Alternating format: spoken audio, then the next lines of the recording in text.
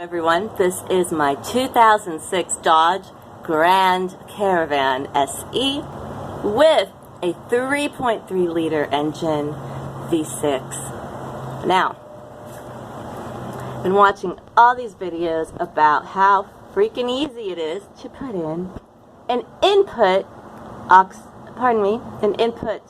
speed sensor. They make it seem like, oh yeah, you just pop it in, pop it out, no big deal, blah blah blah. In some of the videos, the guys do it in 5 minutes. Granted that they're in a shop, their car is high up on stilts or whatever the heck it's called, the lift, and they have every tool on the planet. I only have these tools, which are bloody right now. I'm trying to show you my cuts. Sympathy, no manicure. Oh boy, see that? Yeah, that's from working on this car. These videos are making it seem like simple. It's not simple when you have an old vehicle, ladies and gentlemen, that has possibly had this sensor glued into it, melted into it. Bear in mind, this input sensor is a plastic part. Plastic in a very high temperature engine that can go way above 400 degrees Fahrenheit. My car's overheated. I think you get the picture. So, very hot. Look at it. I'm going to show you where the little sucker is, right there. But I'm not doing it justice. Okay, for you to even see it, okay, it's in between these two transmission lines. Alright, if you want to find it, look for your transmission dipstick. Here's mine. Alright, so it's right in front of it.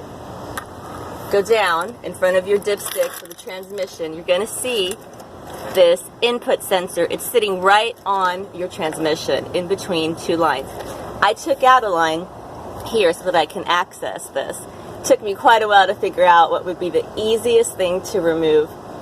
And for a while I thought, oh, I'll just take out this whole radiator panel, blah, blah, blah. And yeah, not a great idea. As you can see then, I did try, so I'm going to have to work on this body. But that is our next video. Exciting, isn't it? Alright, back to the input sensor from hell. So they say, if it's stuck, don't worry, just pry it open with the screwdriver, or even better, they say use some picks. Yeah, I have lots of pretty little pick marks all on my hand, bleeding, busted. It's just full of marks. Not to gross you out, lots of blood. The picks, not really going to work logically when you have a melted piece of plastic, okay, that has literally melted and become part of the, I would say, the assembly, or really the transmissions. That's what it is, right? So it's become part of it, okay, and there's rust here, as you can tell. Now, what to do? I've tried to pry it. That's what all the videos said, and as you can see, it broke off. The hardest part actually was removing the wire harness. Okay, this is connected to a wire harness, and normally there's another transmission line that I removed, okay, right here, just to give you a better idea. So it's a super tight spot. If you're trying to get in between here, it's impossible. So remove the line, and there's the sensor. Still a pretty tight spot, but as you can see, the black part here is my sensor. It's stuck, okay. The electrical connector was on top of it. That took me a whole day to figure out, because it's not anything like the videos that say, oh, just push the tabs up with use a pick if you have to, or a screwdriver, just raise the tabs. Yeah, they're talking about something like this, okay? Well, yeah, that's freaking easy, sure. I can even use my finger, right? There you go, lift it up. But guess what? Right, and I could easily remove that. That's not what you're going to find down here with the input or the output sensor, but I'm not going to touch that output sensor because mine's fine. And by the way, side note, the way you will know whether it's the input or the output sensor is very easy. If you take out, if your speedometer is not working properly, it is your output sensor, okay? If it's your input sensor, you can take it out like I did and drive around with it, although I don't recommend it, but you will still have the speedometer working, okay? But it's a very, very rough ride, and it sounds like you're in the Dukes of Hazzards with, you know, that orange car. The name escapes me. I'm so embarrassed. Alright, so what do we do?